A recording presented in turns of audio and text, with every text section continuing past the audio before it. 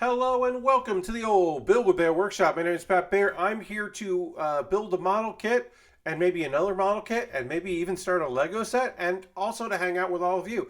I'm throwing the Bear Cave, the Lego to the site, the emote in the chat. If you're currently a subscriber, you can go ahead and reply with those emotes. If you're not a subscriber, you can use other people's emotes or just say hi. Jam is here. Welcome, Jam. This is the intro portion of the stream. We're going to hang out for a little bit. Ghost Valve is here. Welcome, Ghost Valve. Happy to have both of you here already. Dirty's here, Lastberg's here. We got a solid top tier crew. Our favorites are in the chat, ready for it, excited about tonight. I am back in my bedroom here since the middle of January. I have been in, or towards the end of January, I guess, I have been in the Carolina room, the bonus room, the living room, whatever you want to call it. I'm back here. I'm back in my bullshit. I have to get back in the habit of when it is time to stream or record something, I have to set up my set, which is to put a couple of boxes and some model kits on top of those boxes. Just gotta do that. The wall here is staying up. That's painter's tape holding up all those boxes. Although there is a big box that they are resting on and they're taped together and then taped to the wall. There's no secret. That's just what that is. So yeah, my set does involve me putting boxes and model kits on my bed every single time I want to stream. It's not the best. It was a little easier in the Carolina room, but I can record in here during the day because I only have one window to block instead of 9, which I just was never successful able to do. Also, I got my new computer in here. I got my third monitor in here. Didn't have those back in January. So getting used to that, figuring that all out. Feeling pretty good about that. I hope you're all doing well out there on the internet. Tonight's plan include finishing up this kit, the OO Command Quan. Then we're going to build the G Frame Gundam, or the G Frame Blitz Gundam, I should say the name of that, which is, I've never built a G Frame before, but basically they give you a bunch of this shit. They give you just like a couple bags full of parts, and then you just combine them together. So it is assembly, but it's also not. It's like closer to the action figures, like the figurized kits. I've been meaning to build one of these for a while. I saw one on a reasonable price, and it's a Blitz Gundam, a Gundam I enjoy, so I picked that up. And then if we're done tonight, we finish both those things. It's possible we could. We will move on and we will build, or I will build anyway, the Lego Super Robot 3-in-1, which is the latest 3-in-1. It just came out like last week. The Super Robot, picked that up, right? You can see right there. It is a 3-in-1, and we will get started with that. The robot is so good. Its eyes are fantastic. The dragon looks cool. And the hover jet is fine. Been a little while since I built a Lego Dragon. Glad you got that bot. Yeah, Aristofan. Also, hi, Aristofan. Welcome. It just looks so cool, and $10. This was $10. Now, it might be more, but if you can find it in the store or whatever, it should be about 10. Might be more online after a while, but 3-in-1s, for me, great the best bang for your buck of anything I build on stream. Because it's going to take me a stream and a half, 2 streams to build those 3 things for $10. So like that's fantastic. All right, so you know what I forgot to do? I don't know if did I do the mailbag? I wonder, did I make that mailbag video public? Did I forget to do that for 2 straight fucking days? Let me see, because I recorded on Thursday. Did I actually make that video live yesterday? I can't remember. I did. Mailbag 112 did get made live. So thank you to the person that is choosing to remain anonymous for that, because I got some gear, which I showed off on stream on Thursday. Wanted to make sure I put that live. Got some new, and we're going to use one of these pretty much as soon as we get going here. Some new, very cool tweezers. Excited for that. They're like inverse tweezers. You pinch to release, so they hold on to a thing. Great for having a steady hand for stickers, which I do not always have. Anyway, I'm going to reply to my tweet with the actual, instead of the Twitch and then the word dot, I actually wrote it out, put that in there, reply to my tweet, see if we can get a few more friends to come join us tonight. Maybe it'll be a chill Saturday and it'll just be whoever's here. That's also cool. Let's go to the overhead. We're back on our bullshit. I have found the proper placement for my swing arm microphone so that I can stream with it, and also it does not get in the way and I don't cast shadows. Yes, and John, I am back in the room. My folks return from Florida tomorrow. I moved in here yesterday because I had stuff I had to do today, just like errands, nothing cool, unfortunately. But I knew I had to get in, and what I didn't want to do is stream in the Carolina room today or tonight, like this stream, and then at 11 o'clock go, okay, now to move my computer back in here. So I did that. All right, so we got to put a tiny sticker on this. We're working on we're getting the backpack together here, so we're going to start with the missile launcher. We got a sticker here, that's sticker 8. So our new procedure here is we will remove stickers with the X-Acto blade, and then we will apply a sticker with the tweezers. Still don't know which ones I like better, the straight-on ones or the ones with the curve, but they'll be okay. 8 is very small. So this will be a good test for applying with a incredibly small sticker. Maybe for incredibly small stickers we want to use the X-Acto knife. I don't know yet, but we'll see. Can I even get this? Can I even?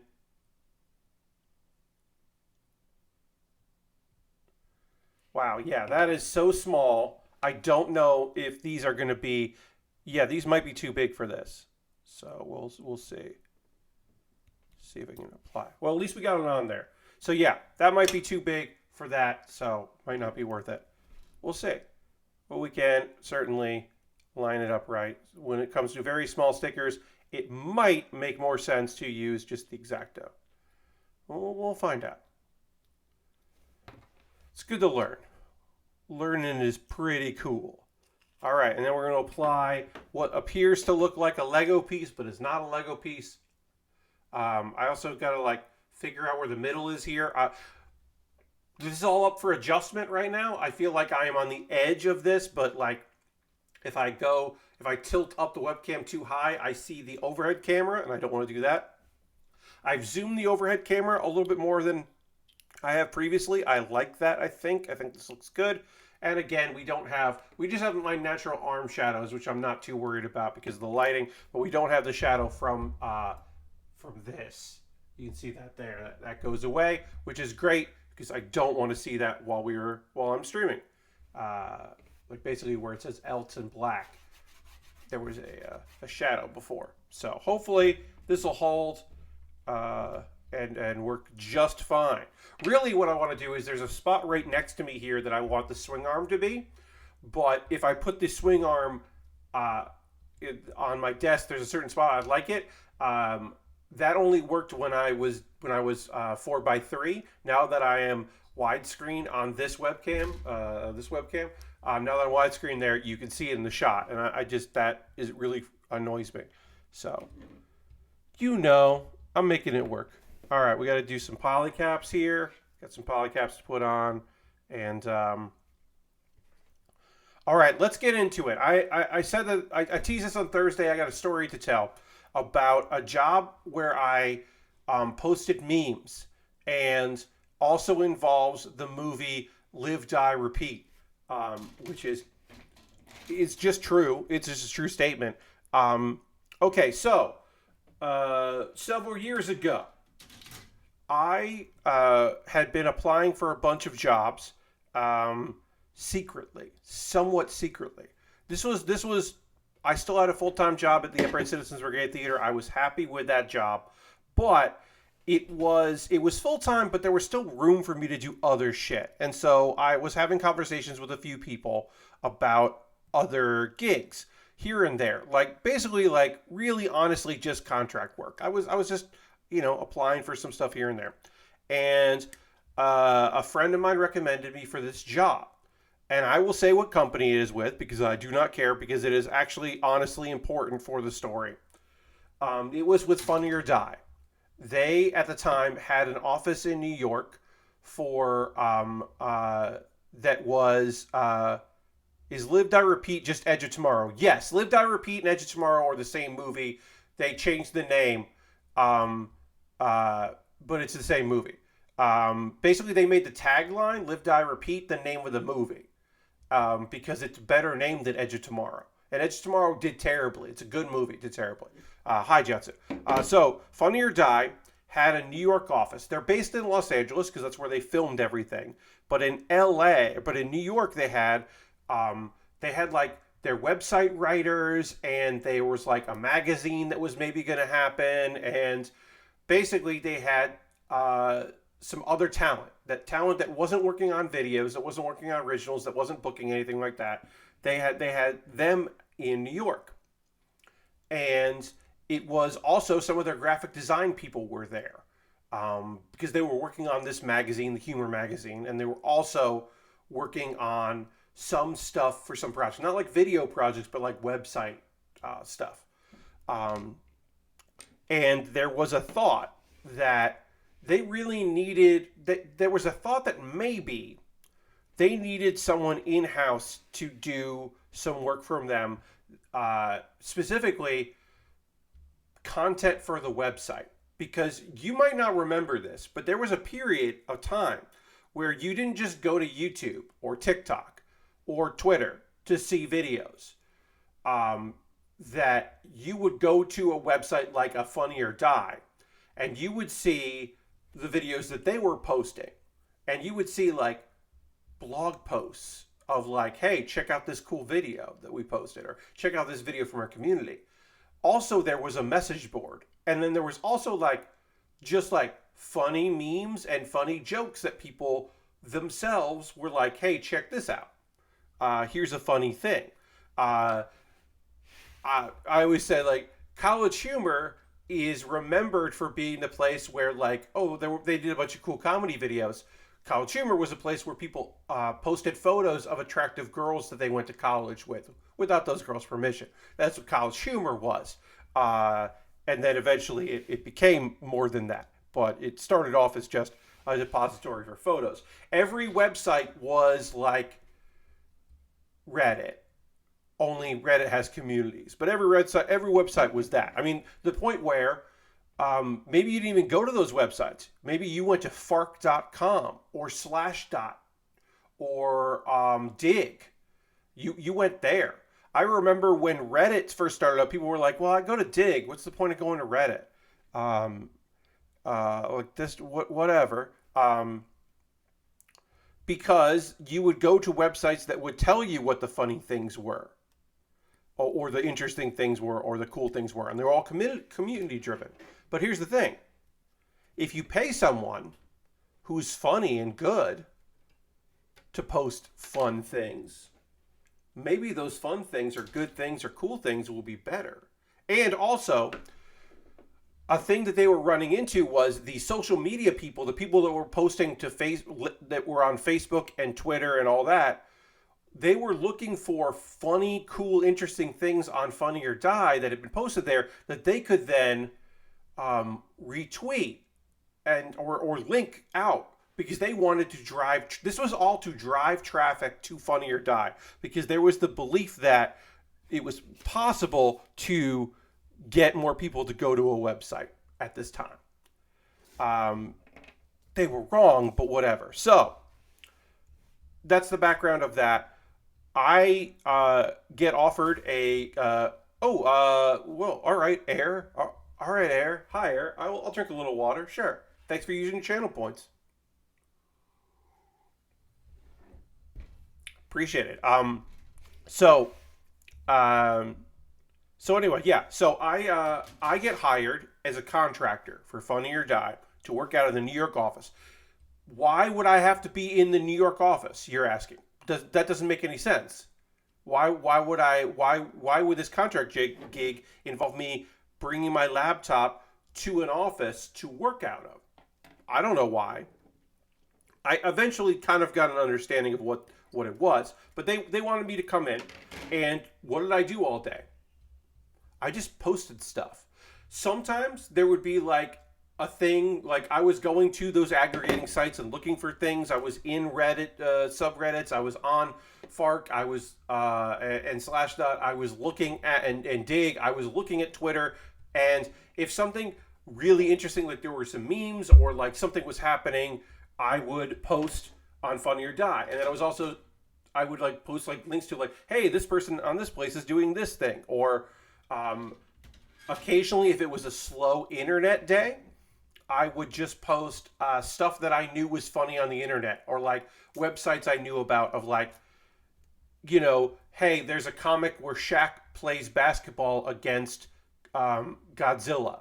And so I just went and found a bunch of photos of that comic. It's a short little comic. It's just a goofy little thing.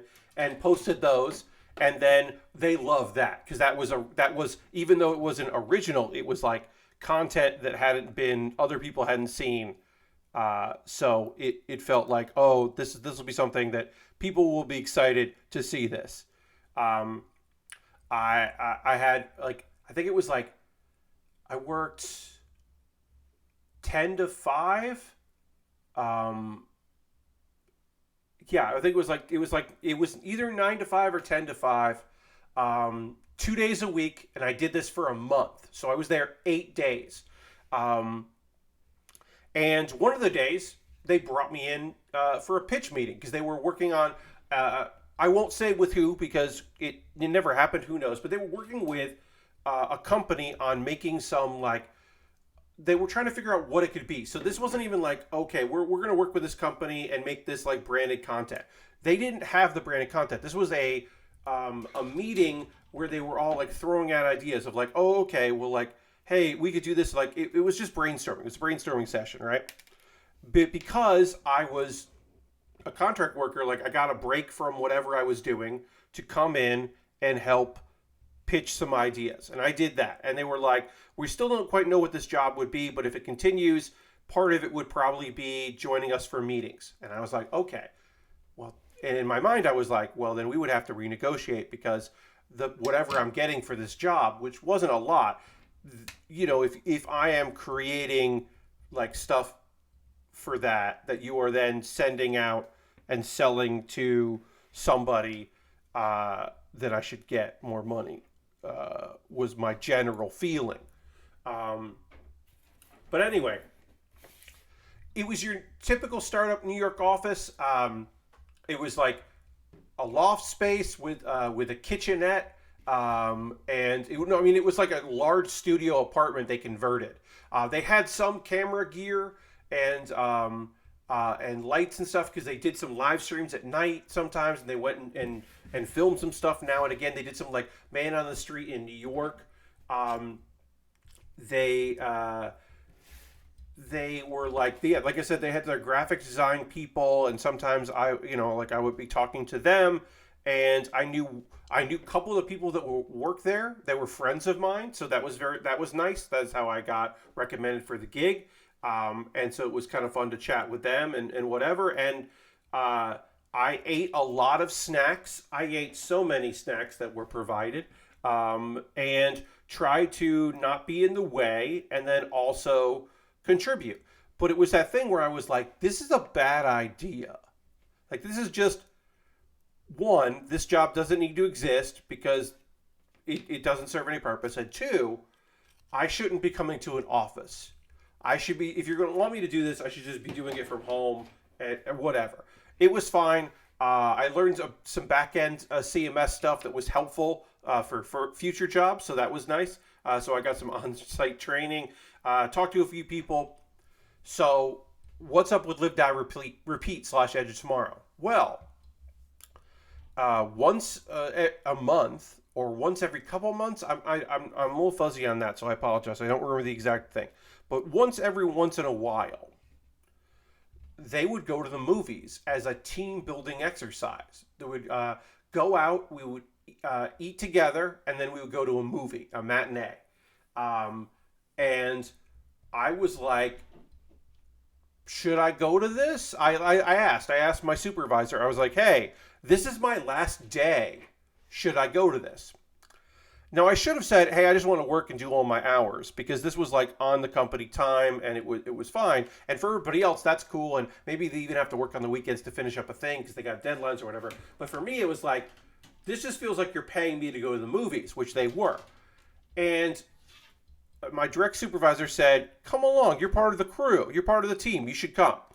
Which I shouldn't have gone, because it ended up being my farewell.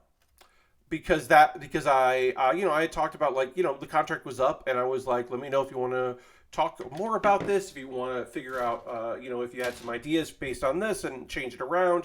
Let me know. Nothing ever came of it. I didn't continue to work for Funny or Die. It was fine, but that was it. So really, they paid me to go to the movies on my last day, which is awesome, because that movie's pretty fucking cool.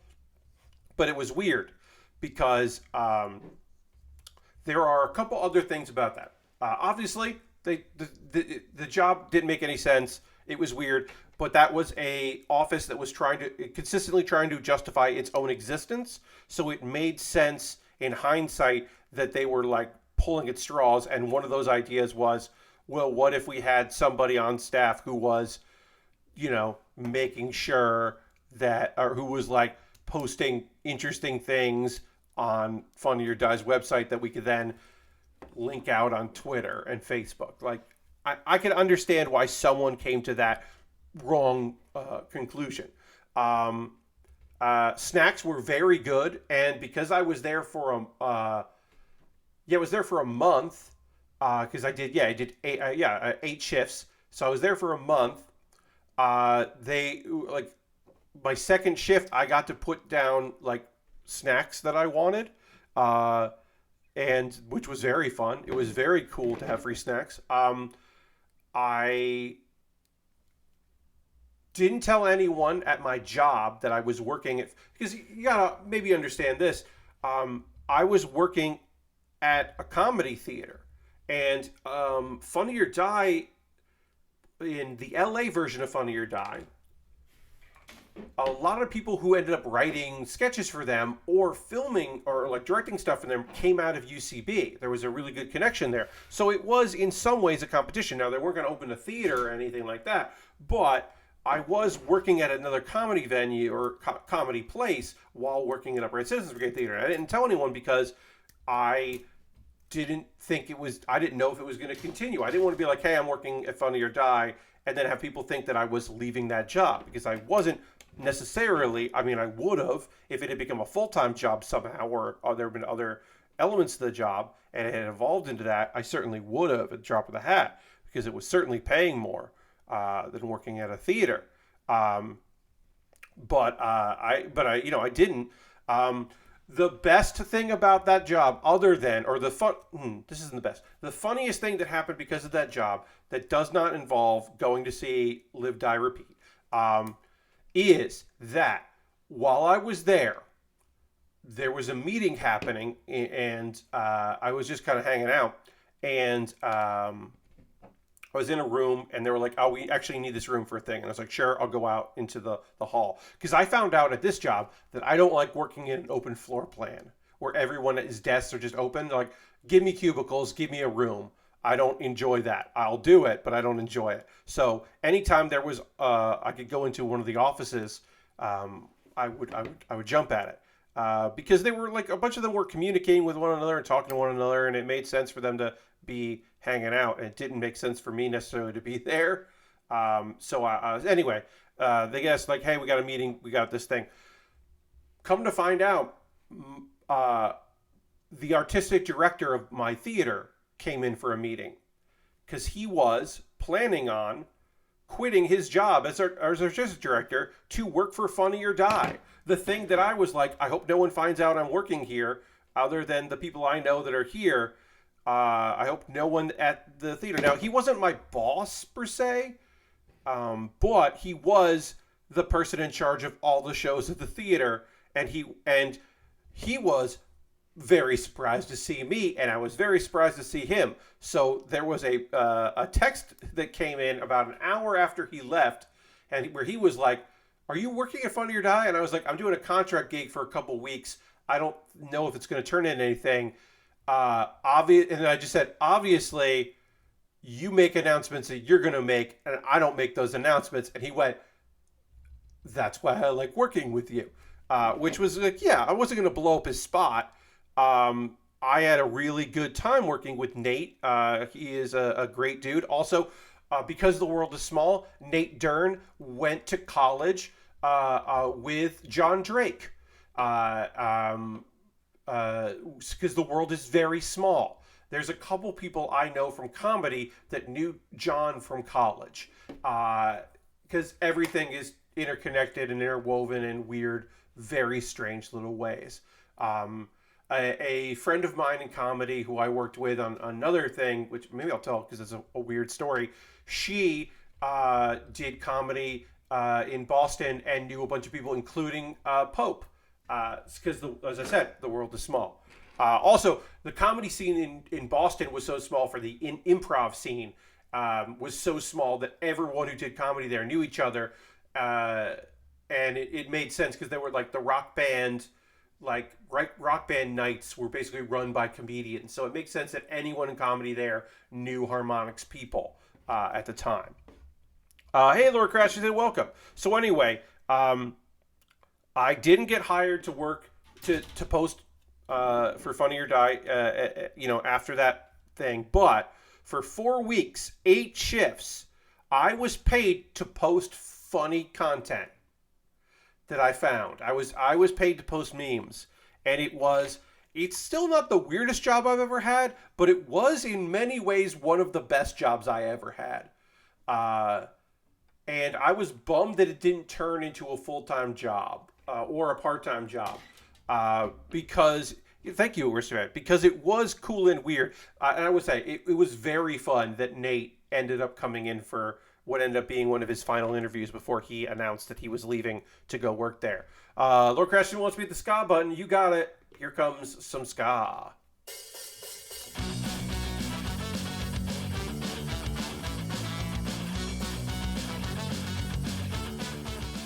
Indeed, ska for former jobs. Indeed. What was I going to say? What was the other job that I worked that I thought was worth talking about? If it comes to me, I'll talk about it because I was like, oh, I guess I could talk about that, but now I can't remember what that was. Because that happens. We had a sudden weather change here, and pollen is in the air, and my allergies are whooping my butt. So I am a little scatterbrained today, and so I apologize for that. I've been trying to keep it cool, but yeah, I'm a little off kilter. Took allergy medication. Hopefully it'll be cool. Yeah, I don't know what other jobs. Like I've worked a bunch of weird jobs here and there. I mean, working at UCB was certainly, it's the 70s this weekend in Ohio. 70s in March is pretty great and also pretty worrying in some ways. Certainly. All right, so we're getting this. This shield is also a gun, so we gotta put the gun together. That's also the shield. A shield gun, sword shield, shield gun, the whole thing. Gotta put that in there, and then this goes up high, and then we'll put A15 in. We'll wait till we build this whole thing, and then we'll panel line it. I was trying to, maybe it'll come to me and I'll remember what weird. I don't know. Like I said, I worked a lot of weird, creative, short-term projects that I was hoping would turn into bigger things. That was always the hope, anyway. My jobs in many ways at UCB was a dream, but I certainly wanted, there was something about what if I worked like a day job and pursued comedy more at night instead of pursuing comedy at night when I wasn't working my other job and had to move things around so that I could perform in places and all that. I certainly did, but I wanted to be in creative fields. That was also the goal. I ended up with a bunch of weird stuff, but everybody did. One thing I didn't necessarily want to do. Here's the thing about me that you probably know from watching streams and watching and hanging out, with people and doing all that is, I care way too much about everything that I do. I sometimes I look scatterbrained, or I look like maybe things look a little sloppy. But I do care too fucking much about everything. I take pride in everything. And the advice that I give people, that I gave people who were trying to pursue comedy, and I continue to give people because it is the most accurate advice I can give, is, look, the thing you have to do is you have to work a job that you don't care about, because you're pursuing comedy, and the job you have has nothing to do with that unless you're working in comedy. But most likely, you're working in an office. You're an office manager. You're working, I don't know, maybe you're a desk clerk at a law firm. You work in the mailroom someplace. You work at a coffee shop or a bar, or you're a waiter somewhere. You're doing whatever you can, whatever job you can, and maybe even the field you went to college for, and you studied for. And you're doing that. At a certain point, you have to stop caring about that job and do a bad enough job that you can pursue other things without losing that job, because that job is hopefully paying your bills, and maybe even you have insurance, because that would be great. Because you're gonna, if you're pursuing comedy, especially if you went in the avenue I went, you are performing very late at night, any night of the week. You are going all over town. You are maybe auditioning here and there, but probably not yet. You are spending all of your weekends out doing shows and taking classes. So yeah, even if you don't have a show, you have classes. So you're not socializing with people in the office, and you're showing up to work exhausted, and you aren't prepping for things like you should. And you kind of fucking have to do that. And you have to be okay with doing that. And you have to pretty much be fine with being the person that doesn't care about that job. And in fact, is not good at that job. I am bad at that. So that is advice I give, which is do as I say, not as I do. Life would have been probably easier for me if I had worked an office job I didn't care about. I'm bad at doing that. Life also would have been probably easier for me if I wasn't the best tech in New York City, or the best comedy tech in the world. If I did not pride myself in being the very best, and it was just an okay at that job, then it in the long run would have suited me better. But I did have a lot of pride in what I did, and I did want to be the very best tech in the world, and that meant that I cared a whole lot about that, which is bad. It ends up being pretty bad if you're pursuing something. And that's also if you're pursuing anything else. Like, if you're pursuing acting, if you're pursuing streaming, like if you want to stream, you shouldn't quit your job to pursue streaming. You should stream while you have that job. Most, if not all, content creators will tell you, keep that job for as long as possible, work yourself to the bone. It sucks. I'm never going to tell you to do the thing that some people will tell you, which is, look, if you're not streaming X amount of time, like you're wasting your time, because I don't believe that, because that's not something that I do. I missed a piece, I think, on this, right? Did I? Yes, I did miss a piece on the. Yeah, I gotta put this on here. But anyway, but that's besides the point. Like, there are content creators out there, that will, I remember there was one who was like, oh, you post all these videos to YouTube, but you don't stream a lot. This was a few years ago. And he's like, how come you don't stream that often? And he said, well, I don't stream that often because I have a day job. And they're like, oh, but you post all these videos to YouTube, and you're a YouTuber. Why do you have a day job? And he was just like, so I can post all those videos to YouTube that don't make me any money. What are you talking? Like, what? No, I'm doing this. He's like, eventually I would like to stream all the time and continue to make YouTube content and do all that. That would be great. I can't do that right now because I have responsibilities. So instead, and then eventually he hit the point where he was like, okay, well, I have savings in case this fucking fails, and I can shirk some responsibilities, and I can go for it and quit my job. And then he did. And now he is focuses on streaming a video game that's existed for 8 years and has a shrinking community, and he's good at it, but like, who the fuck knows if that was a smart choice or not. It's very fun. All of it is very, very fun. But yeah, sometimes I do wonder what it would have been like if I had gone the route of working a job I didn't care about for as long as possible, until they were like, hey, you know, where do you see yourself in 5 years? And I would have to lie to them because I didn't want to reply with, they didn't want to hear me reply with, well, I hope I've quit this job for a couple of years at that point, because nobody wants to hear that.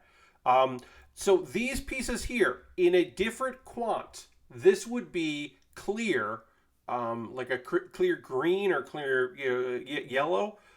It is not in this. It is just gray, which means that this is a very flimsy plastic because it's just the clear plastic, but not clear. So it has I can't describe it well, but it has a very distinct feel, and it feels unlike the other plastic that we have on this kit. It's very strange.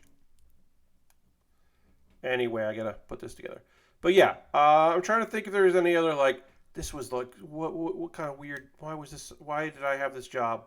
I mean, the Funny or Die job is the weirdest job I've ever had in New York, I think, by far. But yeah, I mean, I went in for a bunch of different things. And of course, I was doing some temp stuff. Okay, here's a fun in quotation mark story. I worked for a temp agency. And at the time, I didn't have the qualifications to work necessarily at this temp agency. A friend of mine got me the job. And it was, we were working at a copy place. Because this is the thing I didn't realize. Like, things probably have changed now, but in 2004, everything was on paper, right? Like, you would send emails, right?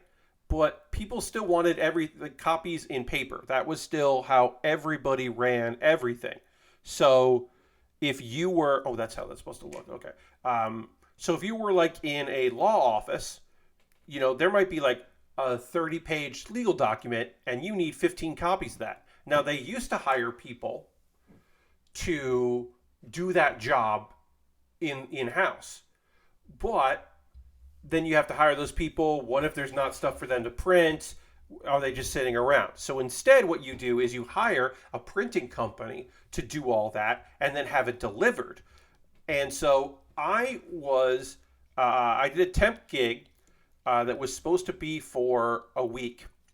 And the idea was that it was going to be working in this office, this temp place. They just need a few more people to work there. It's very easy. It's going to be so easy, Pat. You're just going to go in and do a few things here and there, and they'll show you everything you need to do, and it pays really well. But it's just going to be like, basically, the job was, you might not even do any printing, Pat. You might just be moving wheeled carts with paper and moving it to the dock from the things at the docking area, not the docks, but the loading dock area, and moving stuff back and forth. Nice and easy. Such an easy job, Pat. It's going to be so good. That's not what the job was. I got there, and the job was, hey, yeah, we got all this stuff that we need you to put in that van. Okay. Okay, cool. So everybody hop in the van. Okay, cool. Now everybody unload. They hired a temp agency to be movers because hiring temps is a lot cheaper than hiring movers.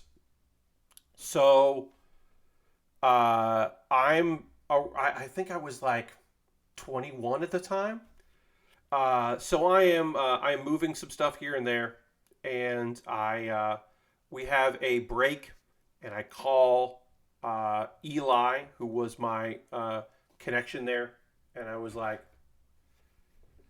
hey man, I'm moving boxes right now. And he was like, oh, I figured there'd be a couple of those. I'm like, no, I'm moving boxes out into a van, and then out of a van. They hired us to be movers, and they're not paying us to be movers. I bet they didn't pay you for movers, did they? And he went, no, they fucking didn't pay us for movers. because that involves insurance and different people who are not you guys. And he was like, look, work, just tell everybody to work the day, we'll take care of it. So I went in and kind of just said, like, like I talked to a few people and it was like, hey, spread the word, work the day, and they'll take care of us. Because a few people were like, a couple people left. They didn't get in the van. They were like, that's not the job you hired me for. So they just took off. And a few other people seemed very confused when I was like, yeah, all right, well, I talked to Eli. They're like, what? What's wrong? Because they were just doing whatever. I've seen stories about how companies use interviews to get someone to set up events for them for free as a test, then never get them a job. Oh, Lord Cressenden, yes, I've certainly, I've had interviews, or I've had job interviews for places where they were like, okay, so we'd like you to help us set up this event just to see how you get along with our team. And I was like, are you hiring me as a contractor?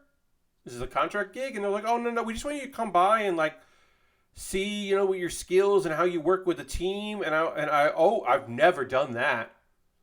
I've said, if you want to hire me as a contractor on a short-term basis and see how I fit, you want to hire me you don't want to offer me a part-time or full-time gig, and you want to offer me a temp position to see how I fit with a team, as a tryout, that's great.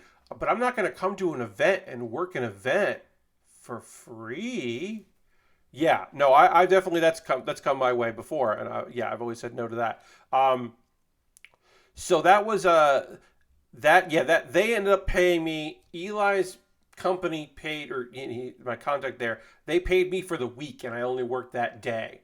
And I did, and then he was like, thanks for calling me. Because some people wouldn't. And I was like, yeah, man, my thing was, if I leave this gig, which is not what I signed up for, and I just bounce, I don't want the guy that gave me a chance by hiring me. I don't want him to deal with any repercussions. I also didn't want him to stop giving me work. So I was like, I'll be professional, but also I'm not going to do that. Companies being cheap, when you ask friends to help you move and get them beer and pizza as payment. Yes, that was the thing. The real thing was hey, I don't apply for jobs as movers, but if I did, you'd have to pay me a lot more than you fucking are. That was the real thing. It was just and they were paying the temp agency for moving some boxes and loading moving stuff around, being gophers within the company. They weren't hiring for movers. They would have had to pay more for that. So it's just yeah, no. And I think they really thought that no one would say anything. But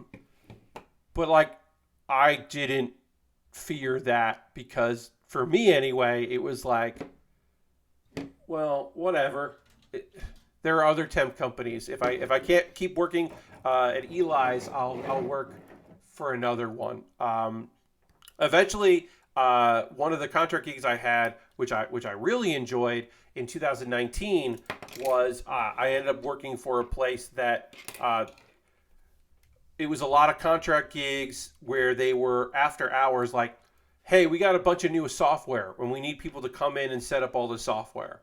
And I did that a few times, and that was really easy. It was just hey, we got all this gear, we need you to bring this out, load it up with whatever, and then it was hey, we got all these webcams we have to install, and oh, well, this desk over here, that's their personal monitor, so we can't take that monitor out because they need that, and they got a standing desk here. Does anybody know how to, get at cables in a standing desk and all kinds of stuff? And the work I did for that was good. It was when they also wanted you to be there as an on-site trainee that I would be like, no, I'm not doing that. I'm not doing troubleshooting. They didn't pay me enough to help troubleshoot and help people figure out new software. I was like, no. Because then also I have to be trained in that software, and I was like, that's not what I want. But that gig was pretty good. I felt bad because they kept emailing me, which is actually really frustrating. That they kept emailing me to do gigs after I had moved here. And eventually I got it because like it'd be like somebody would quit and then someone else would look at the list and then send stuff out, and I'd have to be like, hey, I'm not local. Like if it's internet stuff, like let me know. But you usually want to put warm bodies in places, and I can't do that. Um, that gig wasn't bad. I would do that gig again. Those are people that I will contact again. Uh, in the future, I'm sure if I end up in New York again. Yeah, I'm trying to think if there's any other like that's the thing. Like people have crazy New York stories, and a lot of my New York stories are just like comedy bullshit, and they're good comedy bullshit stories, but they're generally just comedy bullshit stories. All right, I got to put 2 more stickers on here. We're just going to use the X-Acto knife for this. But yeah, I mean, like I said, most of my New York tales are just like, I worked this gig and it was fine.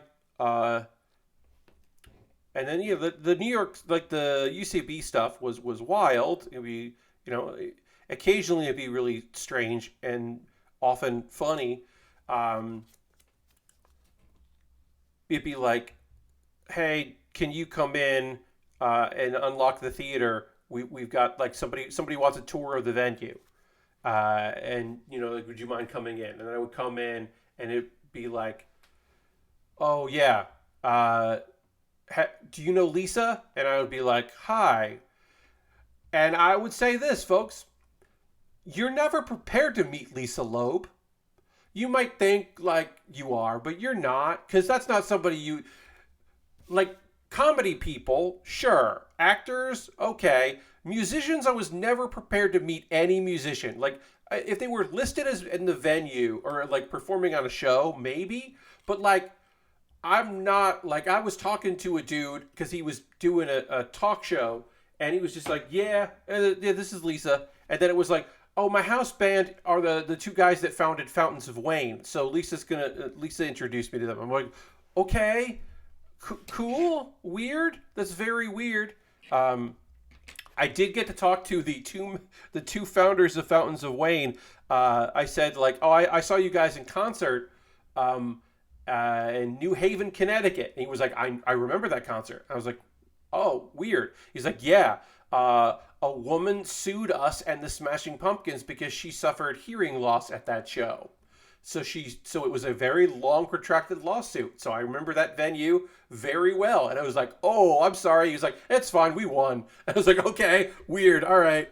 But yeah, I saw Fountains of Wayne open for Smashing Pumpkins in like 96 or whatever at the New Haven Coliseum. But that was very fun. But yeah, running into like meeting just like random celebrities was always the weirdest part of that gig. Because it would just be like, oh yeah, all right, I'm here in the East Village and we're closing up, and I can see somebody is coming in from the bar, and so I gotta go tell this person, hey, and I just start walking up to this person, and then he takes his hat off, and it's just Chris Rock on a Monday. There was just a Monday night at like midnight that Chris Rock stopped in because we hadn't had that second venue open for that long. And he came in because he had heard somebody else had come in to do a surprise set. And he was like, do you record here? And I was like, we don't have it set up, but like we have gear. We can get set up in 5 minutes. Like you tell us and no problem. Which was true. We could get that shit set up with no problem. But we're like, yeah, whatever you need. And he was like, great. And he was just like, how many's a seat? And then, told him that. And we do standing and whatever. And, like, it's like, we call it, we say it's a bar, it's a concession stand, but whatever, we pack people in, we'll be cool. And he was like, great, thanks so much. Shook my hand and left. And then somebody who had been sitting in the bar, because the shows had been over for a couple hours, was just like, hey, was that fucking Chris Rock? And I was like, yeah, dude. I just had a casual conversation with Chris Rock out of nowhere. It was really fucking weird. As I said, most of the time it was like, all right, we're going to do this thing. We're going to do this. We're doing the after party. So SNL does a thing where they do an after party, right? After every show, there's an after party. Then there's the after party, and performers can suggest like venues for it. And it's rock clubs, or like There's a really good Texas barbecue place that Sudeikis always wanted to go to because Hill Country, because they did country music, and it was a nice place. So they would rent that place out after hours, and whatever. They would do a bunch of different things. But a couple times it would be at UCB, and there would be like, okay, so after the last show of the night, we got to clean everything up and get things ready, and we'll get music going, and like, not everyone, people go to the after party. Not everyone goes to the after party. Usually you don't see, unless the like if it's a host, if the host was like a comedian, they might go to the after party, or if it was the after say. Or yeah, if they're a comedy person or they're like close with somebody on, like some people on staff. So you would occasionally see them, but generally you would never see the musicians at the after. They might not even go to the after party. But the after party, you would almost never see like a musician hanging out. That would just be unheard of. So that's why it was fucking very weird that one day I just was like getting set up. I was working it. I was helping with helping out with the DJ, helping people get stuff, making sure the bars were stocked, just doing managing stuff. I wasn't actually managing. I was just helping. And then I get waved over, and a writer for SNL, who I was friendly with, was like, she wants to know stuff about the tech booth, and he's pointing at a woman that's with him, and I'm like, sure, okay, I guess. Like, I wasn't really doing much, and John was a friend of mine and is a friend of mine, so I was like, sure, I'll help him out. Whatever. I don't know what this is. We'll see what this is. So I like bring her in the tech booth. We're like talking about stuff, and she's like, oh, that's cool. It's cool. So I was like, yeah, I do music, but like, I always kind of wanted to do producing. I think I'll end up doing that at some point. So anytime I get to see like equipment, I always want to check that out. And I'm like, that's the one part of my job I'm not great at, is like when bands come in, I don't always know everything about it. Like, I know lighting and like, I can do sound, but that's not my thing. And she's like, oh yeah. And we're chatting about whatever. And then she's like, all right, thanks so much. And then she goes, that's so weird. I'm like, what? I'm like, the DJ is playing one of my songs. I guess I should go dance to my song. And then she like goes off and starts dancing with some other people. And that was Kesha. Because Kesha was the musical guest for SNL that week and went to the after party and wanted a tour of the tech booth. I don't know. It was fucking weird as hell. And it was like, and to me, that was just a girl with like lots of glitter and whatever. And I just did not figure that out. I was not aware that I had been chatting with Kesha. Because as I said, sometimes my job was very fucking weird. Someone coming into my tech booth, the ultimate someone coming into the tech booth story, for me anyway, must have been fun to be able to blend like that. Yeah, I mean, like, that was the thing that we definitely stressed at UCB. That's how we attracted like SNL people to come on Sunday for our big shows, or like celebrities to come and watch. Was like, this place will be cool. We will go out of our way to make this a cool night for you. So like, Brian Williams can come and do monologues at like a show and like not feel like that's a weird thing for him to do.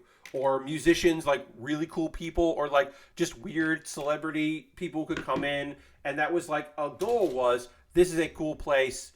You'll be taken care of. We'll make sure that like, whatever. Like, and also for famous people that had come back, we would make sure that they felt, they weren't famous when they had come the first time, but now they were, and they were coming back, and we would, look out for them and make sure that things were cool.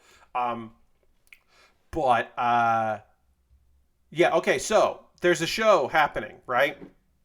Or no, there's rehearsals for a show. It's got some names in it. Amy Poehler's producing it. She's going to be in it, which is fun. She rarely did shows outside of ASCAT. That was cool. Ginny Garofalo is going to be in it. That's awesome. It's another woman, Amy, who is Amy Miles, is producing this show. and it's called Soundtracks Alive. And the idea is it'll be some scenes from a movie, like an 80s movie, but it's not really about the scenes, it's about the music.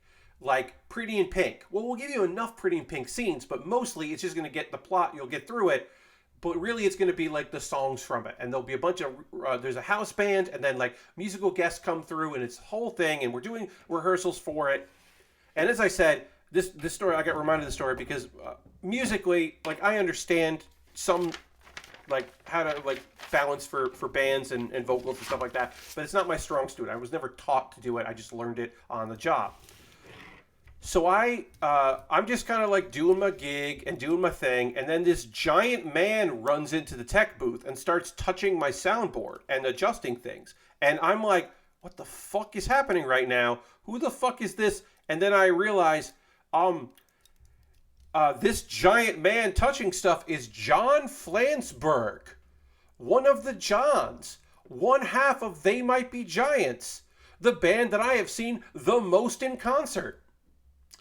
John Flansburgh is adjusting audio in my booth during this rehearsal, and I'm losing my goddamn mind. And he goes, because he goes, sorry, I just couldn't listen to that. And I was like, no problem at all, man. You know more about this than I do. Because his wife was singing in it, and then he was also singing in it. He sang Surrender. John Flansburgh's cover of Surrender fucking kicked ass, y'all. It was cool as hell. The whole thing was very cool and fun and whatever. It was like guys from the state, like the Stella guys and a bunch of people doing the thing. It was like a really fun show. A bunch of UCB people as well, and it was cool.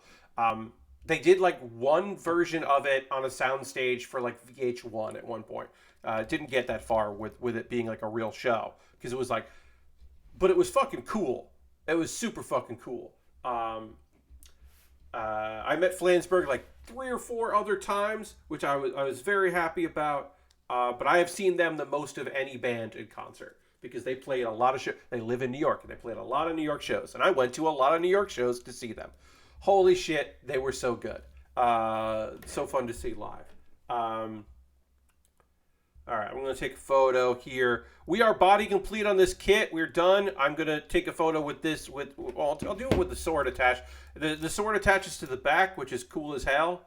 Overall, this kit is in the upper end of the Gundam Breaker Battlelog kits because I think it looks really neat and it's a fun build. It's not like incredible, but as far as the kit bashing goes, well, thank you, Dirty. I'll take a sip of water. Sure. As far as kit bashing goes, pretty easy to do. Looks pretty neat. We'll take a photo of it before we take a pause for the cause, which is coming up. Let me get my photo lined up here. I think the gun's got a blade on it. I do like gun blade. The shield has a gun in it. I do like that. The sword's, it's got a big old sword. That's good. There's a lot to like about this kit. Oh wait, let me take one more photo here. Oop. A lot to like about this kit. All right, we're going to move on to the G Frame. I'll get that set up before we take a pause. But we are going to take a pause for the cause. Talk about ways you can support the channel. Do all that. But yeah, dumb comedy stories. I'll always try to have a few ready. If I remember some weird work stories, I'll try to put them out there. But a lot of it was just like, most of it was just like, here's a comedy person doing a comedy show, and I teched it, and they didn't give me enough notice, and sometimes they showed up with a bunch of photos. They didn't make a PowerPoint. They just had 10 JPEGs, and I had to put them in order, which should not be my job. It wasn't my job. Fuck you. And then eventually I would just tell people how Google Slides worked, and I was like, here, you can just do this. You can go to a website and do it, and then send me the Google Slideshow. Stop handing me a USB drive with 10 photos on it that aren't shaped right and need to be adjusted, and like during the show you're like, hey, can you do this? It's like, I mean, I will, but fuck off. All right, so I got to take this piece out so that we can eventually combine things together. But yeah, that's that kit. Throw this over in the pile over here. Get this here. The instructions for a G frame. come from a fucking box. This is part of the box. You just take the box and open it up and rip off the top and bottom, basically. But this was like, obviously like this. This was the box. And inside is the instructions of assembling. Because we're doing the Blitz Gundam. And I get to open all these and learn how to build this thing. Because I have no idea. I've never done G Frame before. But yeah, it's basically just like... It's like a puzzle model kit, basically. And we'll get to that, but first we're going to take a pause for the cause. If you are currently a subscriber, let's throw the Bear Cave, the Lego, the site, the mode, the chat. Being a subscriber is the easiest way to support what I do here through cash money. A Prime gaming token. If you have Amazon Prime, you can link your Amazon account with your Twitch account. You get that Prime token. You can support me that way, or cash money. Either is fine. You get some cool emotes. Hell yeah. Just throwing in the welcome, throwing in just a very cool emote. That's not one of mine, but it is cool. I appreciate that. Yeah, folks that are new here, I'm going to talk about ways you can support the channel. I'll do this for like 5-6 minutes. I'm going to post a couple links to some videos that I made. And this is just like, it's my ad reads, but since I'm not sponsored, it's not hashtag sponsored at all. I just got to talk about ways you can support what I do here. Now, if you were like, Pat, I would like to monthly support what you do, but not through Twitch. Well, lucky for you, I have an alternative. And that alternative is patreon.com/PatBear. I got a $1, $3, $5, and $10 tier there. Different rewards for different tiers. If you were a $3, $5, or $10 patron, you get to vote on what I play on Wednesday. Because once a month, $3, $5, and $10 patrons get to vote on that thing. I'll check it right now to see who is winning that poll. Because I just posted the poll today. Right now, with a score of 2-1, Pokemon Platinum Randomizer is winning. That's right. A brand new Pokemon randomizer I have not started on the DS, my first DS game, that's currently winning 2 votes to 1 vote. But if you're a $3, $5, and $10 patron, you can vote over on that. Yeah, like I said, alternative there to support me. Also, I have a YouTube channel, youtube.com/PatBear. If you haven't subscribed over there, please do, because it's free, as you're well aware. But you can also join. I have a membership. And the membership there gets you a video, one video a week, a day early. My Wednesday videos, because I do a Wednesday video project, you get that on Tuesday. And we'll talk more about that Wednesday video project coming up. But yeah, that is the reward there. It's $2 a month, and it's another way to support. Also, direct donations. If a monthly thing is not something you're interested in doing, of course, all these things are optional. None of these things are things you have to do. I would like you to do one of them, but you don't have to. But if you go over direct donations through PayPal or through Coffee, everything I make through direct donations through YouTube, both memberships and through AdSense, Patreon, and Twitch, all that money goes into a fund. I buy model kits with that. The thing I'm going to be building next, this Blitz, this came, it didn't cost much, but that came from funds from y'all. So thank you very much for your continued support there. Stumbled through my words. We'll get back to building in just a moment or two, but I want to talk about that. Anyway, my $10 patrons, speaking to them, they voted on what I'm building next, which is after the Blitz, I'm going to be building the Super Robot 3-in-1. It's a Lego set. We'll jump over and do some Lego. Now, what I build after that, well, that's up to, voting of my backlog, because I got a bunch of high grades to build. They're actually right over there. Or it could be something that was bought off my Amazon wish list. I just put a link there. I got an Amazon wish list. You buy something on there, it jumps the queue. It becomes the next thing I built. I've got Lego sets there. I've got some pre-orders from different things, some high-grade kits, some master-grade kits, inexpensive kits, very expensive kits, cool new stuff, old weird things that I never got around to building that I would like to build at some point, things that are, why is that $40 plus shipping? How could that be? But whatever, I would like to build the MK2 Zeta Gundam high grade. I'll build that. It's expensive. I don't know, but whatever, everything is. And then also, of course, a couple pieces of gear at the bottom. And yeah, if there's something there you think you'd like to see me build, you can buy it. And then I'll definitely build it because you purchased it. Alternative to that is you could buy a gift card to USA Gundam store and then send me a DM on Twitter because my DMs are open with the gift card code, and then I will take that money and buy something for USA Gundam store. This Blitz Gundam came from USA Gundam store, not because I had a gift card, but because I was looking at USA Gundam store for some deals and saw that it was there and was like, oh, I want to build one of those. And the price was right. Let's see, I have a Discord. That is a way to support me for free, is to join my Discord. I post build photos at the end of every stream. People post stuff that they're working on, or just say hey, or whatever, or occasionally send me links to things that they'd rather send me there than on Twitter, which makes sense. You could watch my video series, Pat Bear's Anime Club, if you want recommendations for the shows that are coming out, that are out this season that I like, because it's been a rough season as far as recommendations go, but there's still a few pretty good things.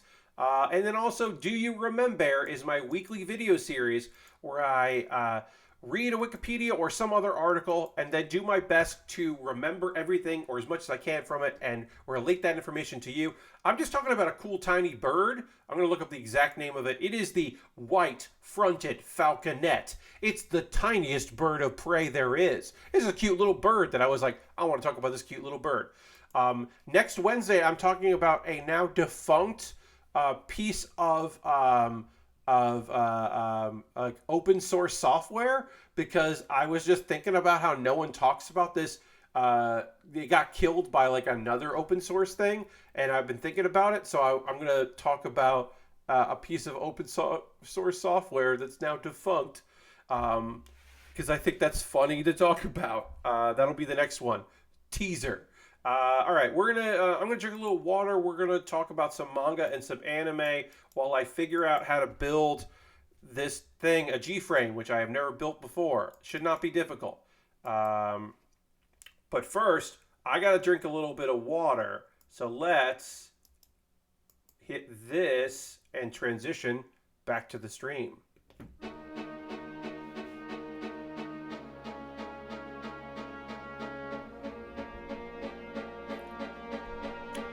I forgot that sting is too long. I gotta adjust that. So my apologies. What am I thinking here? Okay, so we're working on this G Frame. I'm going to talk about a manga that I have been reading. It is but it often the case with me. It is an isekai. So we will be chatting about an isekai. All right, we got to move. We got to assemble the frame. Make sure the direction to the same is shown. Lift both arms and remove the feet. Okay, so we gotta build the frame first, which is not. This is the frame. Okay, so here's the legs here. We're gonna use our X-Acto blade to open this, and we're gonna get our frame pieces out here. Just cut this plastic. Pull out our frame here. Again, I don't know how this works, really, so I'm going to be learning as we go. But some of this feels like the inner frame for a real grade, and then also it feels like building an action figure. So, put this on here. Gonna pull the arms up.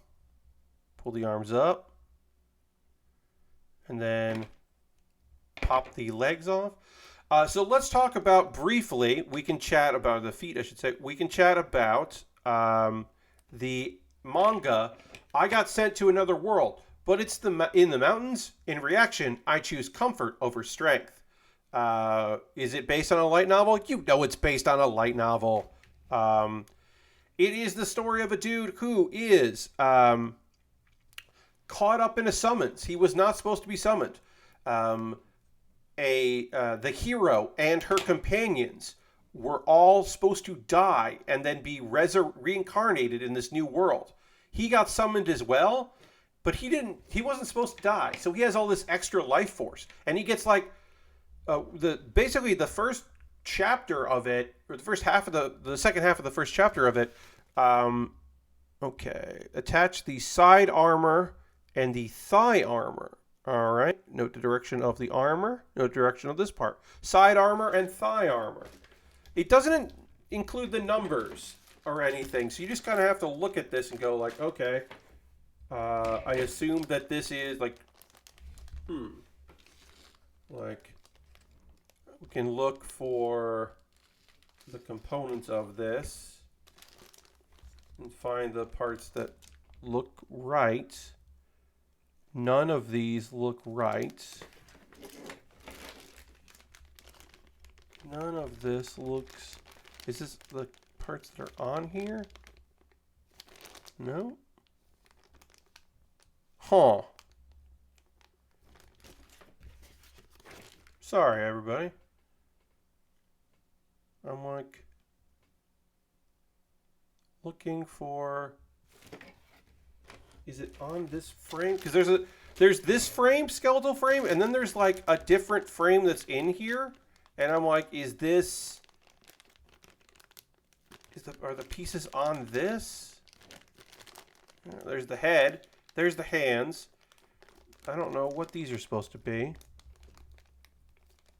What is this?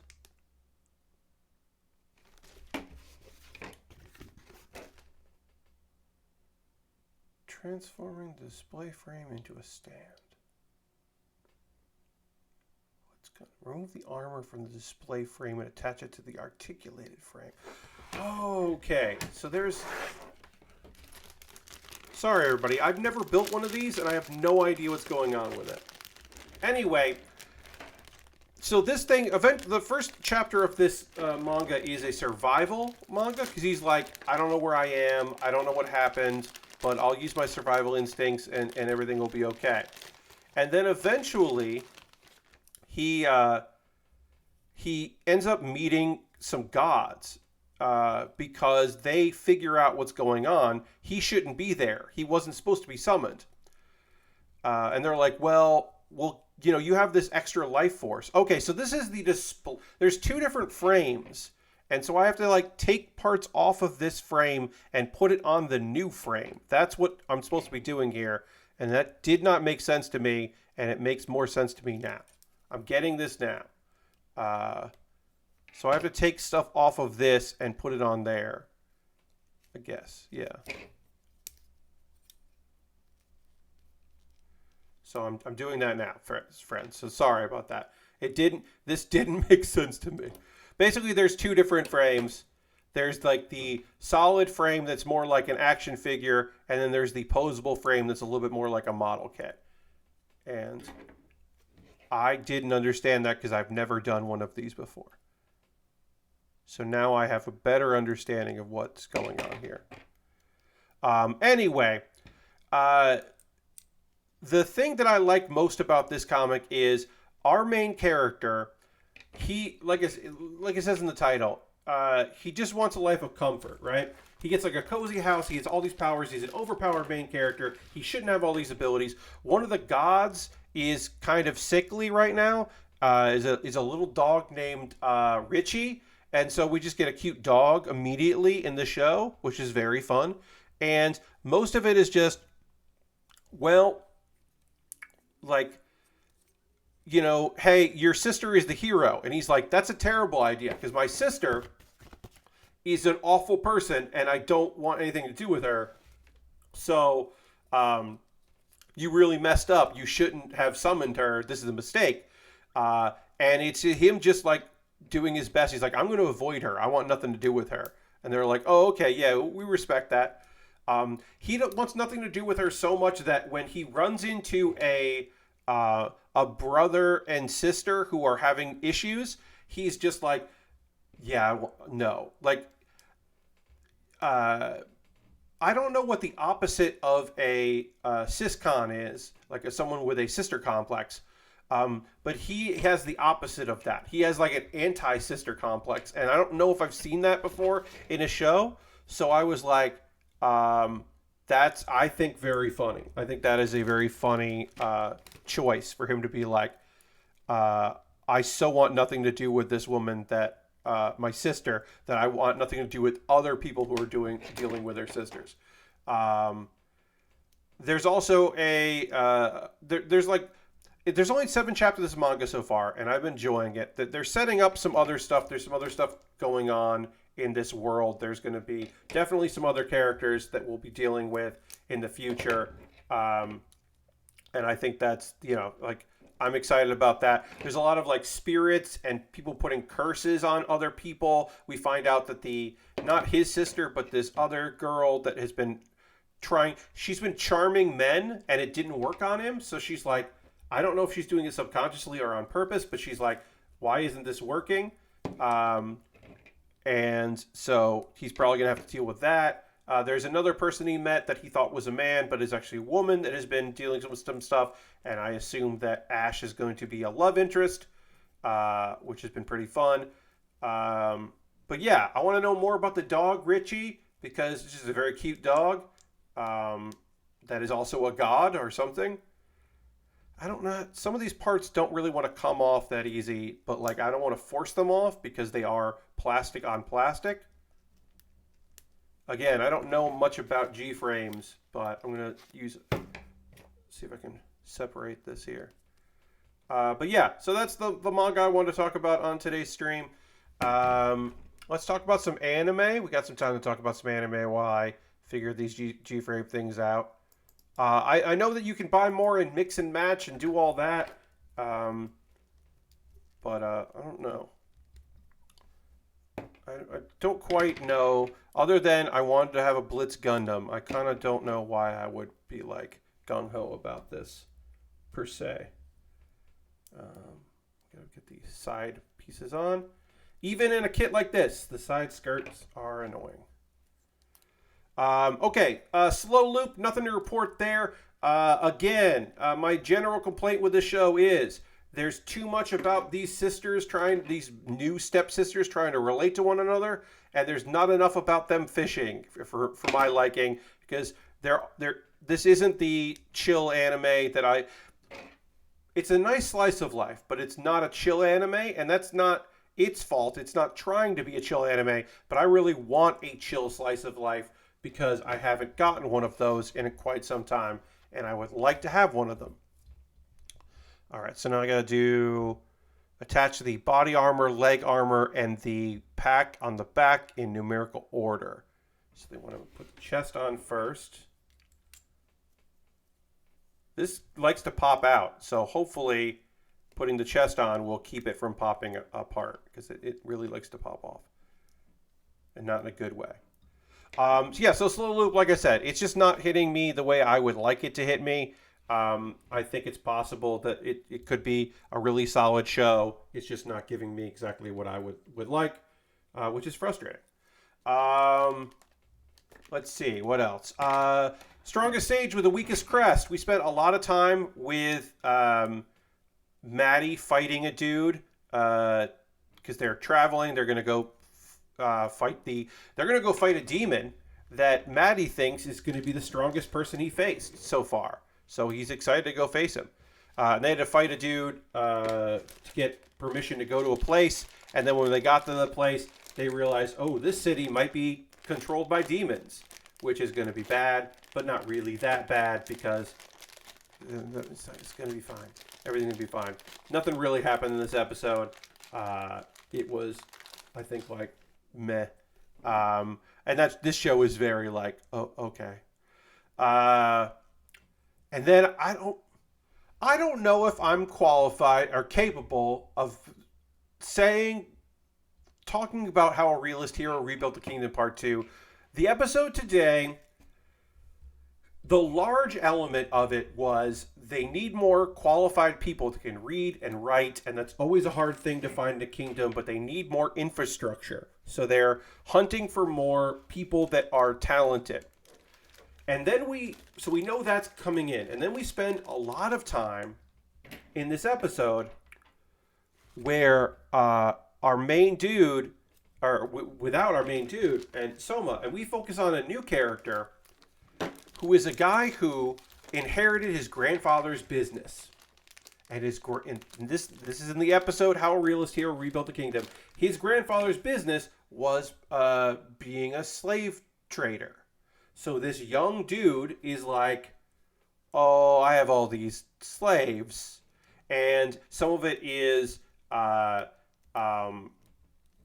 like the country justifies it in that some of these are paying off debts, or they put themselves into that because of poverty, and they were looking for some guarantees and whatever, and they're treated right and all this other stuff, and it's just like and this dude is like, well, I don't want this job, but if I have this job, my goal is to educate people as best I can so they can read, and so that they can hopefully get good positions and maybe get, end up in good places. And then we find out at the end he's only got one left of the ones he had, because he never took on new clients, because he's trying to get rid of the business and start a new business. And that's when Soma shows up, our king, and our king is like, hey, yeah, sure. Actually, you don't know this, but because you educated these folks and taught them about like society and all this other stuff, you're very successful, and other groups had to step up. And so now they're also educating and going through all this and doing training and job placement. And he's like, and then someone's like, honestly, I would love to do away with this. But, and he says this, he doesn't say who, this is a literal line from the series, you can't just ban it outright. There's a country in my world that went to war because of that. So basically, Soma is just like, you can't just say you're going to free the slaves, because then the Civil War happens. And it's just like, anime, what are we doing here? What's going on, anime? What the fuck is happening? Okay, so now we got more hand parts that we got to put on here. Got to open up the armor here. The armor. The arm. Lower the arm and attach the armor. Do the same on the other side. Great. So he says basically, like, I'm going to set up some job fairs. I am basically going to slowly remove the system, but I have to do it gradually, and I want you to run the job fair, the job program, because you clearly have the passion for it. How's that for your new job?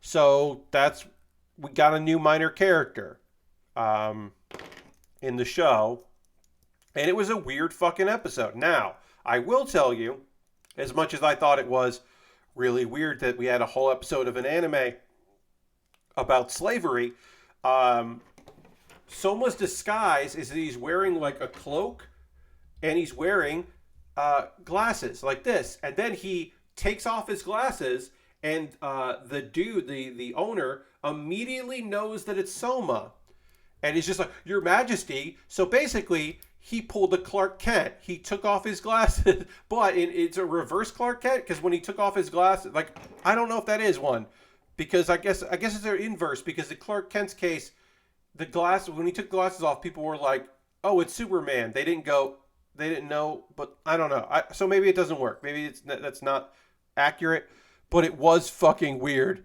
that he was just like, took his glasses off, and they're like, oh, that's the king. I don't know. It was, I'm not doing the moment justice, but it was a pretty funny moment, is what I'm saying. In a weird episode. It was honestly a very strange episode. I was like, why are we watching this? What's happening here? The last episode was all about like him realizing that somebody had been playing him for a fool, and now she wants to marry him. But obviously there's reasons why she wants to do that. Wait. Oh, shit. Putting the wrong arm on. This is... Okay, so that we're done talking about anime. We'll talk about some video games here in a second. This is really weird, I will say. This process of, like, putting the armor together. It's like build your own model kit, but don't do any, like, build your own. It's really build your own action figure. I understand why some people like these, and I also understand why other people were like, a couple people were, when I said, oh yeah, I'm doing this G Frame thing, they were like, why? I get that, because it is like this weird combination of different elements. So I get that. And some of these parts are really stuck together and don't want to come apart. You really need nails for this or pry tools. So I'm going to get... I'm going to try the... It's probably not going to work. Get my wedge out here. Anyway, let's talk about some video game stuff. So, on my end, I've been playing Power Wash Simulator, and I only have the subway left to wash, and I have now gotten all of the gear and equipment that I needed. I've now purchased all the gear that is available in the game, and I'm still enjoying it. It's still my podcast thing. I was listening to a podcast yesterday while playing, and it was good. I'm still only at like 70% of the subway. It's going to be such a long project. I don't know when 0.9 is coming out, but I got to finish it before 0.9, really, and that's the only thing that I'm like, oh, I definitely got to do that because I don't want it to have to be playing old content. The stunt plane is fun. The statue is huge. Is cool and huge. We'll look at the statue probably the next time I stream that game. Because it is so big and weird. We'll check that out. Lord Crest says, I finished all 4 maps, which weirdly gets shorter with each job. I'm curious to see who the last job is talking about and what's up with the volcano with the statue. Yes. Yeah. The stunt plane, first off, I feel like we're going to do something at that air. They designed an airfield, and I wouldn't be surprised if that jet that we washed that was in an indoor place that could be attached to this, but I feel like there's going to be at least one more thing on that location because that location is big. I mean, it could be that it's designed to, they purchased the assets or whatever, but it does feel like they, something was going on there. All right, we got to do the feet next. So I don't know. Yeah, I'm not really sure exactly what's going on with all of that, but it was kind of interesting. He brags about the rich people. Yes. Yeah, he's like a dude. He's a dude that's like, hey, just so you know, I'm going to need you to be really cool. You're here doing this job. I don't know you because we got a lot of interesting, high-powered clientele, and you need to be discreet. Let me tell you about this one guy. And it's just like, oh, okay, that's what the bit is going to be. You're just going to tell me all of the... You're going to say that, you just want to tell somebody about this cool shit. So, yeah, I don't know where that's going. I assume that there'll be more to the story as you play, but I'm excited about that mini golf course. That'll be fun. What are y'all playing? What are you working on? What are you doing? Let me know what's going on. I'm playing Hearthstone. Still got some very good decks, some silly decks in Hearthstone. Having fun with that. Trying to get some wins in standard with my elemental mage. That is not a good deck, but it's a fun deck. When it works, it really works and makes people mad. And that I don't necessarily need to make people mad, but it is kind of funny when they get mad at that deck. I get a lot of rage quitting with that deck where it's just like, well, I can't win now. But it only works so often. It's not broken. It's just fun. Still playing The Ring like it's a square. Ghost Valve in there, yep. Playing that Elden Ring. Great. I hope y'all are having a lot of fun with that Elden Ring. Again, not my particular style, but happy that's something that you all are into. I'm happy you're getting plenty of hours and enjoying it. Because I want that for y'all. I want y'all to have fun and play a game that you like. Right now, it's just the countdown. The countdown to play the Tunic. I just want to play Tunic. Basically, if I don't get a code for Tunic, I'm gonna buy it. But I'm waiting to see if I get a code because I'm not made of money. I purchased this computer and spent a lot of money on this computer, which will benefit me for years, but for a while. But I also spent a bunch of money, so waiting to see if I get a code for Tunic. And if I don't get a code for Tunic, then I will just buy Tunic and I'll be fine. But I'm still waiting to see what's up with that, if that happens. Also playing a lot of Elden Ring, says Lastbrook. Watched Rampage today, and the triple threat was bonkers. Oh, cool. Yeah, I wanna check out. I didn't watch Rampage yesterday. I want to see that Keith Lee match because I love me some Keith Lee. Grinding Final Fantasy VII. Okay, nice. Xenogears. Also, hey, Xenogears. Happy to have you here. Dirty says, I finished Horizon and now playing a secret Nazi bunker run by a crazy AI powered by non-Aryan baby computer walking simulator. I think it's weird, but I'm like 3 hours in, so I kind of want to see where this is going. You're playing a secret Nazi bunker run by a crazy AI powered by non-Aryan baby computer walking simulator. Dirty, what are you talking about? What game is that? Tell me the name of the game. Game is called Paradise Lost. Oh, okay. How do you make a movie about monsters whose goal is just to destroy things just for fun? Ah, Rampage. That's Rampage, yes. We're talking about AEW Rampage, which is a wrestling program and different from the movie Rampage, somehow based on a video game that apparently they thought people would remember. But they were like, well, The Rock is in it, so it'll be okay. And I don't know if it was or not. I learned this week that John Berthal's uncle is Kurt Angle because Kurt was on his podcast. He married Kurt's niece. Oh, okay. Weird. That is very strange. Uncle by marriage. Cool. World is small and weird, as we said earlier. The world is a small and wonderfully weird little place. All right, we're going to put this on here. These shoulder pieces. I don't know how these go on. Oh, they just go on like that. All right. Really, really thin arms. Like the thinnest of thin arms. I may have put this on too far on one side of the table. I might need to adjust my table placement here, or my monitor placement. I might be able to scooch in a little bit more, give myself a little bit of room. I got plenty of room over here. I got plenty of room off camera for everything. So I might scooch things over. I don't know. I usually set where the thing is, but this is a different monitor stand for when I was last in here.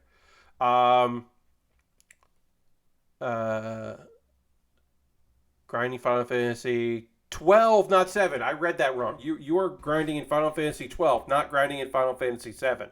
But you can understand why I said that. All right. We gotta see about which of these weapons. We're body complete on this thing.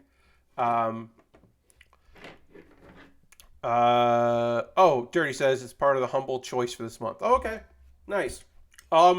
Speaking of Humble, there is a Humble bundle for Oni Press, which is a indie comic distributor.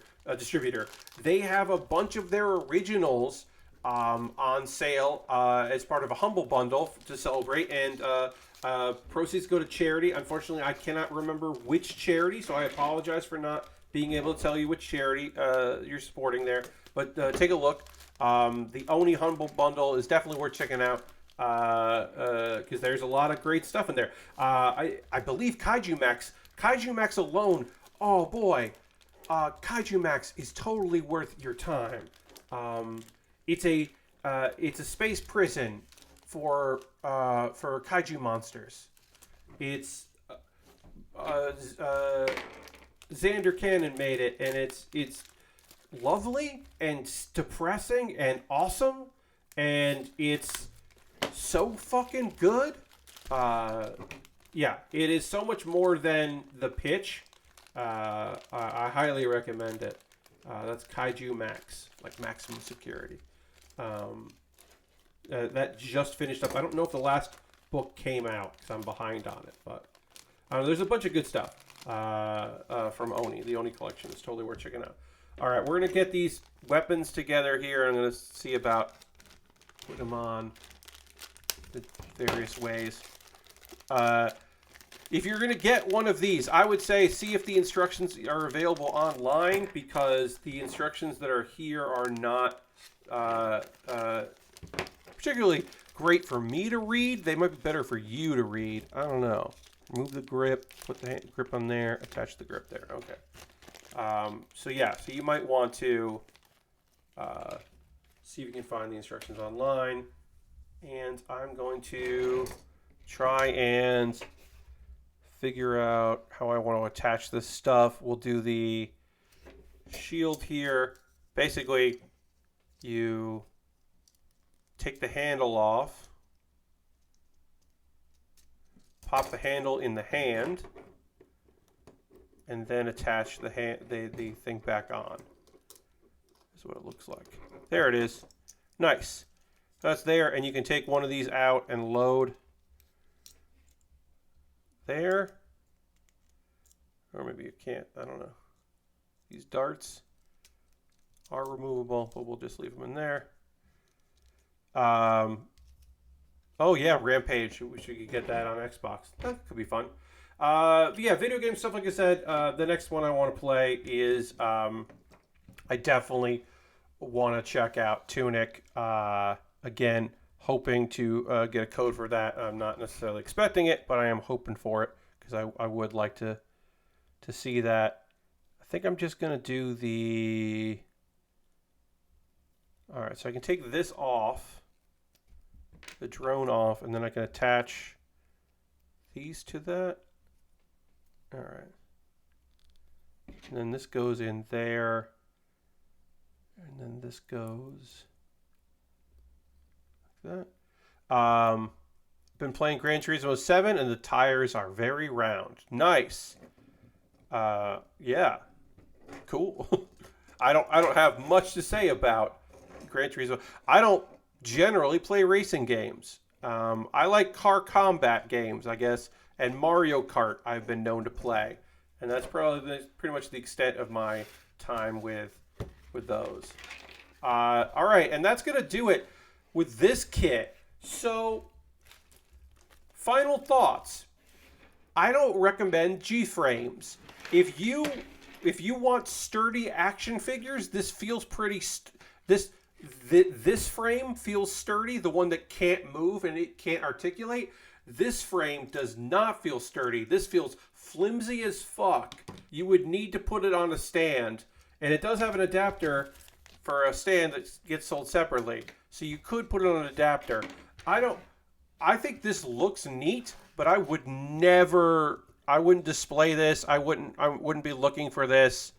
I wouldn't recommend these. Yeah, I mean, I'm not going to be able to stand this up. I'm going to have to take a photo like this. But it's a cool idea that I just think execution I'm not sold with. But I want to try it out. That's what's nice about this. Now, if people say like, "Oh, have you ever built a G-frame?" I could be like, "I built one G-frame. I built the Blitz and didn't like it," which is nice. It's nice to have that. In being able to share that information is important to me. So I am glad to be able to share that. I'll take a photo of this, and we'll talk about what I'm building next, which is the Lego. Once I get, let me see if I can get this to stand up. Maybe I can get this to stand up. I want the... Yeah, all right. Let's see if I can quickly take a photo of this standing up. Yeah, all right. We'll talk about the Lego that I'm going to be working on next. Put this over here. Put these over there. It's kind of a fun little desk buddy, but not the best fun. Anyway... I did want to check one of those out, so I'm glad I did. Let's look at this here. This is the Super Robot. Let me get this going on here. This is brand new. This came out last week, I believe. So, you know, we get to check it out now. This is the Lego Super Robot 3-in-1. We've got 3-in-1s. If you're unfamiliar, folks, if you haven't been checking out my streams, you haven't seen me build them before, we can build 3 things with just all the pieces in this box, not 3 things that are together. We can assemble, disassemble, assemble, disassemble. We're building a cool robot. We're building some sort of jet, and we're building a dragon. Are we going to start with the cool robot? You know we're going to start with the cool robot. And I got a brick separator, which is my only tool for the job. Always have a brick separator for these. We can put these tools away. The nice thing also about a 3-in-1 is you're never going to have a decal. No stickers in these because it wouldn't make any sense. So not too many pieces. I'll null these off stream, put these all together. But each, I don't know why they do this, but each one has its own booklet, which is fine. And we'll just go through and put them all together. Like I said, we're going to start with the robot, and then we will build the jet, and then we'll build the dragon. We'll probably do that.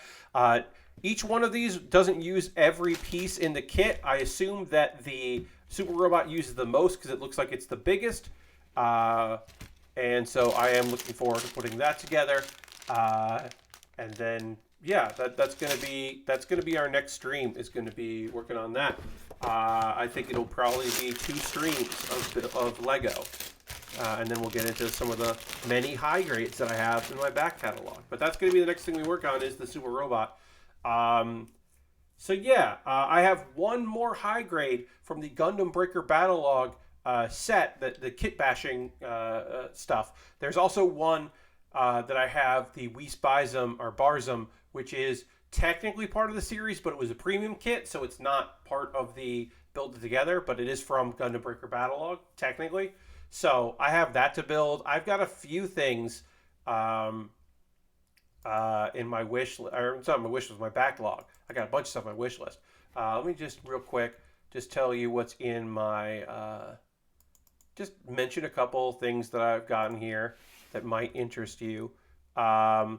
We've got the couple things coming out in the future, but right now I have the Red Force, which is Shank's ship from One Piece. So we have a One Piece ship. I haven't built a One Piece ship in a while, so that'll be fun. What else? The Delta Plus, which is a cool high grade that is a transformer that actually looks like, it becomes a vehicle that actually looks really neat. Gundam XE Repair 2. Just haven't built one of those, and I have one of those waiting for me. The Alley Strike, or the Ale Strike, which is a strike Gundam. The Harrote, which is, it's a Gundam that's like a 15-year-old kit with some brand new pieces on the legs, and the legs are like, it's going to need a stand. That's what I should say. It's a kit that needs a stand. The Asteroid Red Frame, as I mentioned. The L Game, which is not from Gundam. The Barbatos, which is one of the only like older high grades we haven't built from Iron Blood Orphans. I think it's the only Barbatos I haven't put together. I got a bunch of stuff, and I got a bunch of stuff coming on pre-order, and various other things coming throughout the year. So we do have some cool kits coming your way in the future. But for now, what we're gonna do is we're gonna go raid another stream. I'm gonna finish up my stream tonight, and we're gonna go on a raid, because we always end every stream with a raid. Sharing some love with somebody in the community. We'll see. Let me see right now who's doing shit that I want to go hang out and see what they're up to. Turn that off. And just gotta pause myself. Gotta go see who's doing some stuff.